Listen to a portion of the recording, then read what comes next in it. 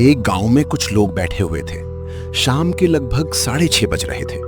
उनमें से एक का नाम मनीष, दूसरे का नाम लखन और तीसरे का नाम रवि था।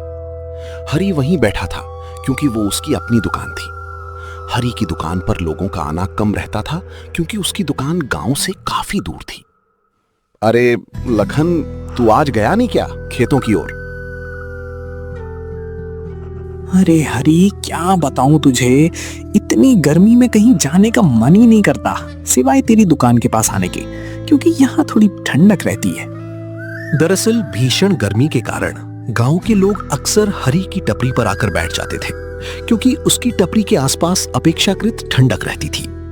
दिन प्रतिदिन बढ़ती गर्मी के कारण आज भी उसके पुराने मित्र उसकी दुकान पर बैठे आपस में बातें कर रहे थे। आखिरकार माधव चाचा आ ही गए। अब तो माहौल अलग ही बनेगा। वहां जैसे ही माधव चाचा को सबने देखा, सबकी आंखों में खुशी झलक उठी, क्योंकि वे अक्सर रोचक भूत प्रेत की कहानियां सुनाया करते थे। अरे चाचा, इतनी देर क्यों हो गई आपको आने में? अरे लखन, क्या बताऊं तुझे। दरअसल मेरे घर पर एक व्यापारी आया था। मैं उसी को अनाज बेच रहा था, लेकिन उसका व्यवहार बहुत अजीब था। ऐसा लग रहा था मानो वह इस गांव का हो ही नहीं। अरे चाचा, आपने उसका नाम नहीं पूछा क्या कि क्या नाम है और कहां से है? मैंने उससे उसका नाम भी पूछा और ये भी पूछा कि वो कहां रहता है, लेकिन उसने कोई जवाब नहीं दिया। बस अनाज के बारे में बात की, पैसे दिए और चुपचाप वहां से चला गया। जाते जाते वो एक बार मुड़कर मुझे अजीब नजरों से देखने लगा। कोई बात नहीं काका, आप पहले बैठ जाइए और बैठकर बताइए ये पूरा सिलसिला। कुछ देर बाद माधव चाचा भी उन नौजवान लड़कों के साथ बैठ गए और बातों का सिलसिला शुरू हो गया। धीरे धीरे बातचीत का विषय भूत प्रेतों पर आ पहुंचा। बताया तो था कि उस मंदिर के पीछे पहले भी कई हादसे हो। काका, सब कहते हैं कि वहां एक बच्चा डूबकर मर गया था। उसकी आत्मा अक्सर रात में निकलती है और आते जाते लोगों को परेशान करती है, लेकिन कई बार तो उसने कुछ लोगों को मार भी दिया है। सही कहा मनीष, इस सिलसिले को रोकना पड़ेगा। अगर ऐसा ही चलता रहा तो हमारे गांव के लोगों के लिए बहुत बड़ी मुसीबत खड़ी हो जाएगी। बच्चे से याद आया, आपके साथ भी तो एक घटना घटी थी बचपन में, जो आप रोते रोते घर आए थे, गांव के लोग कहते हैं। अरे लखन, उस घटना को मत याद दिला। वो मेरी जिंदगी की सबसे भयानक घटना थी। मैं आज तक उसे भूल नहीं पाया हूं। काका, एक बार वो घटना बताओ ना, मैंने सही से सुनी नहीं है। हाँ काका, एक बार सुना दीजिए ना। आज महफिल भी जमी है और सबका समय भी कट जाएगा। ठीक है बच्चों, अगर तुम लोग इतनी जिद कर ही रहे हो तो मैं तुम्हें वो घटना सुनाता हूं। दरअसल वो कोई कहानी नहीं, बल्कि मेरे साथ घटी एक सच्ची घटना है। उस समय मेरी उम्र लगभग 16 वर्ष की थी। रात के करीब 7 बजे थे। मुझे मछली भात खाने की तीव्र इच्छा हो रही थी। संयोग से उस रात अमावस्या भी थी। मैं मां के पास गया और उन्हें जगाने का प्रयास किया। मां उठो, मां मुझे भूख लगी है, मां उठो। मां दिन भर काम करके थकी हुई थी, इसलिए गहरी नींद में सो गई थी। कुछ देर बाद मां की आंख खुली और वे उठकर बैठ गई। बोल बेटा, क्या हुआ? मुझे क्यों जगा रहा था? दरअसल मां, मुझे बहुत तेज भूख लग रही है। मछली भात बना दो। दरअसल बेटा, खाना तो रखा हुआ है, वो जाकर खा लेना। मां, मुझे मछली भात खाने का बहुत मन कर रहा है, बना दो ना। नहीं नहीं, आज नहीं बनाऊंगी। आज अमावस है। आज मछली खाना अच्छी बात नहीं है। कल बना दूंगी तेरे लिए। नहीं नहीं मां, खाऊंगा तो मछली भाती, वरना मैं खाना नहीं खाऊंगा। ठीक है, जल्दी जाओ और जल्दी वापस आ जाना। रास्ते में रुकना मत। ठीक है मां, मैं जल्दी जाता हूं और जल्दी आता हूं। आप फिक्र मत करो। अरे बेटा, पैसे तो ले जा। अरे मां, पापा ने जो पैसे दिए थे वो मेरे पास बचे हैं। जब मैं बाहर निकला तो हल्की हल्की ठंड महसूस हो रही थी। चारों ओर कोहरा सा छाया हुआ था और वातावरण धुंधला दिखाई दे रहा था।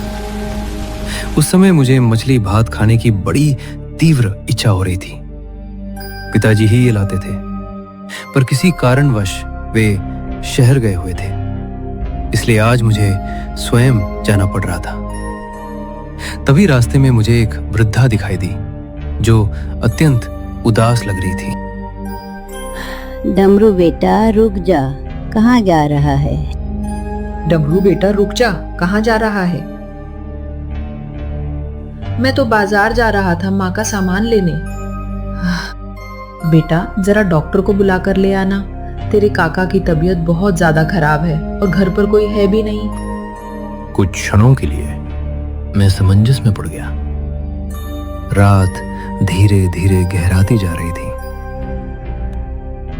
यदि मैं वापस लौटता तो माँ बहुत नाराज होती, पर काका की तबीयत के लिए जाना आवश्यक लगा। इसलिए मैंने वृद्धा से कहा कि मैं तुरंत डॉक्टर साहब को बुला कर लाता हूं। मैं तुरंत मुड़कर डॉक्टर साहब को बुलाने चला गया। थोड़ी ही देर में मैं उन्हें लेकर वापस आ गया। तब तक रात काफी गहरी हो चुकी थी। ठीक है अम्मा, मैं चलता हूं, रात काफी गहरी हो चुकी है। कर रही है, मैं बाजार जा रहा हूं, जल्दी से सामान लेकर मुझे घर जाना है। हे डमरू बेटा, रात कितनी हो चुकी थी इसका मुझे ठीक अनुमान नहीं था। अंधेरा बहुत गहरा हो गया था और गांव में ऐसे समय बाजार प्रायः जल्दी बंद हो जाते हैं। जैसा मैंने सोचा था वैसा ही हुआ। बाजार बंद हो चुका था। मुझे मछली भात खाने की तीव्र इच्छा थी। हे भगवान, उस बुजुर्ग महिला की वजह से दुकान भी बंद हो गई। अब मैं क्या करूं? एक काम करता हूं, मछली वाले के घर ही चला जाता हूं। उसका घर तो मैंने देखा ही है, इसलिए मैंने निश्चय किया कि मछली बेचने वाले के घर ही चला जाऊं, क्योंकि उसका घर यहीं पास में था। मैं मछली वाले के घर की ओर बढ़ चला। मेरे पिताजी अक्सर वहां आया जाया करते थे, क्योंकि वह उनके पुराने मित्र थे। उसके घर पहुंचकर मैंने जोर जोर से आवाज लगाई, अरे क्या घर के अंदर कोई है? मुझे मछलियां चाहिए थी। थोड़ी ही देर में वह बाहर आया और मुझे ध्यान से देखने लगा। अरे डमरू बेटा, आज इतनी रात गए कैसे आना हुआ? तेरे पिताजी कहाँ हैं? चाचा वो किसी काम से शहर की ओर गए हैं, इस वजह से मुझे आना पड़ा। बेटा तुझे पता नहीं है क्या, गांव में इन दिनों अजीब अजीब घटनाएं हो रही हैं। चाचा किसी वजह से देर हो गई थी, इसलिए इतनी देर से आ पाया। ऐसी रात में बाहर निकलना ठीक नहीं होता। कोई बात नहीं बेटा, आज यहीं मेरे घर रुक जा, सुबह होते ही चला जाना। इतनी रात में निकलना सही नहीं रहेगा, ऊपर से ठंड भी बहुत बढ़ गई है। चाचा मेरी माँ घर पर मेरा इंतजार कर रही है, मुझे जाना ही पड़ेगा, वरना माँ मेरी चिंता करने लगेगी। चल ठीक है, तू यहीं बैठ, मैं तेरे लिए मछलियां लेकर आता हूँ। कुछ देर बाद वो अंदर गया और मेरे लिए मछलियां बांधने लगा। मौसम का मिजाज ठीक नहीं लग रहा था। ऐसा प्रतीत हो रहा था कि थोड़ी देर में वर्षा होने लगी। कुछ समय पश्चात वो मछलियां लेकर बाहर आया। इसमें मैंने अच्छी तरह से मछलियां बांध दी है, अब जल्दी से घर निकल जा। लेकिन अभी भी कहता हूँ यही रुक जा, मौसम कुछ ठीक नहीं लग रहा। अरे चाचा आप चिंता मत कीजिए, मैं चला जाऊंगा। चल ठीक है, ध्यान से जाना। और हाँ, तेरे पिताजी आए तो उनसे कहना कि मुझसे जरूर मिल ले, मुझे उनसे थोड़ा जरूरी काम था। ठीक है चाचा, अब मैं चलता हूं। मैं वहां से चल पड़ा। रात अब और भी गहरी हो चुकी थी। जब मैं आगे बढ़ रहा था तभी हल्की हल्की वर्षा शुरू हो गई। मुझे एक पेड़ दिखाई दिया तो मैं उसके नीचे जाकर खड़ा हो गया। कुछ ही देर बाद वहां एक युवती आकर खड़ी हो गई। उसकी आयु लगभग 25 से 28 वर्ष के बीच रही होगी। दीदी, आप इतनी बारिश में कहां से आ रही हैं? दरअसल मैं इस गांव में अपनी बुआ के घर आई थी। जब मैं वापस लौट रही थी तब आगे का रास्ता पूरी तरह कीचड़ से भर चुका था, इसलिए मुझे किसी दूसरे रास्ते से जाना पड़ेगा। क्या बात कर रही हैं दीदी? आगे का रास्ता खराब है क्या?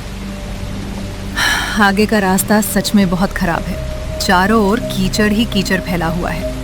उसी वजह से मैं दूसरा रास्ता ढूंढ रही हूँ। हम दोनों वर्षा रुकने की प्रतीक्षा करने लगे। वर्षा तेज होती जा रही थी।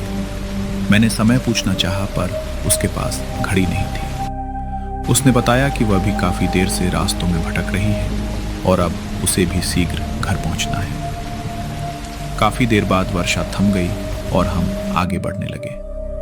कीचड़ से बचने के लिए हमें जंगल की ओर जाने वाले रास्ते से गुजरना पड़ा, क्योंकि वही रास्ता अपेक्षाकृत साफ था। जैसे जैसे हम आगे बढ़ रहे थे, जंगल से अजीब अजीब पशुओं की आवाजें सुनाई देने लगी। मेरे साथ चल रही वह युवती भी मुझे कुछ विचित्र सी प्रतीत हो रही थी। मन में बार बार यही विचार आ रहा था कि घर पहुंचते पहुंचते बहुत रात हो जाएगी और मां मुझसे अत्यंत नाराज होंगी। दीदी, ये रास्ता मुझे कुछ ठीक नहीं लग रहा। ऐसा लग रहा है कि इस रास्ते से जाएंगे तो काफी देर हो जाएगी। परंतु जब कुछ क्षण तक कोई उत्तर नहीं मिला और मैंने पीछे मुड़कर देखा तो वो युवती वहां से गायब थी। यह देखकर मैं स्तब्ध रह गया।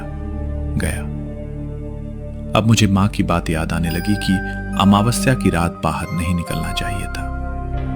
ऐसा लग रहा था मानो मैं किसी बड़ी मुसीबत में फंस चुका हूं। फिर भी साहस जुटाकर मैं आगे बढ़ने लगा। जैसे ही मैं आगे बढ़ा, मैंने देखा कि वही युवती मेरे सामने खड़ी है। अगर तुझे अपनी जान प्यारी है तो ये मांस यहीं छोड़ दे और तुरंत यहां से चला जा, वरना मैं तुझे भी जिंदा चबा जाऊंगी। उसी समय मुझे समझ आ गया कि मां अमावस्या की रात मछली भात खाने के लिए मुझे क्यों मना कर रही थी। काश मैंने उनकी बात मान ली होती। उसने मुझे चेतावनी दी कि यदि मुझे अपनी जान प्यारी है तो मैं वो मांस वहीं छोड़कर तुरंत चला जाऊं, अन्यथा वो मुझे भी जीवित नहीं छोड़ेगी। उस रात मुझे कुछ भी समझ नहीं आ रहा था। अगली सुबह मैं गांव में अचेत अवस्था में मिला। ये देखकर मेरी मां फूट फूट कर रो। उस घटना के बाद मैंने कभी भी अमावस्या की रात मांसाहारी भोजन नहीं खाया। ये कुछ हमारे सब्सक्राइबरों के नाम हैं: मोहम्मद सलीमुद्दीन और सबाया, मोहम्मद अली खान और बॉय प्रिंस, प्रोग्रामर करण यादव, पोस्ट कॉलर मनीष। अगर आप भी अपने आप को वीडियो में देखना चाहते हैं तो हमारे चैनल को सब्सक्राइब करें और कमेंट में हमें बताएं अपना नाम